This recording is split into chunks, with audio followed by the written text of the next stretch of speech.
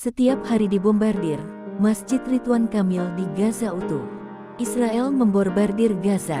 Serangan bertubi-tubi itu meluluhlantakkan bangunan. Namun di antara puing-puing bangunan yang runtuh, sebuah masjid masih tetap kokoh berdiri. Masjid Syekh Ajlin karya Ridwan Kamil itu masih kokoh walaupun hingga kini masih digempur oleh Israel.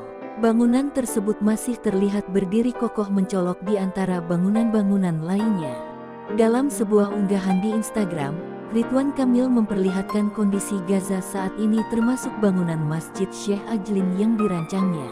Diketahui, bangunan masjid tersebut dirancang Ridwan Kamil pada tahun 2020. Di tengah perang Hamas vs Israel, mantan Gubernur Jawa Barat mengungkap rasa prihatinnya terhadap kondisi di Gaza. Pria yang akrab disapa Emil itu mengatakan, masjid yang dibangun dari donasi masyarakat Indonesia itu hingga kini masih berdiri tegak di Palestina.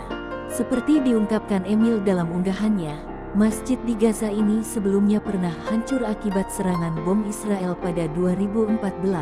Saat itu, Direktur Aman Palestina, Miftahuddin Kamil mengatakan masjid bakal dibangun di lahan bekas Masjid Syekh Ajlin yang hancur lebur akibat peperangan. Hal itu diungkapkannya seusai Emil menyerahkan rancangan masjid. Lokasi masjid itu 50 km dari kota Gaza dan berdekatan dengan Laut Mediterania.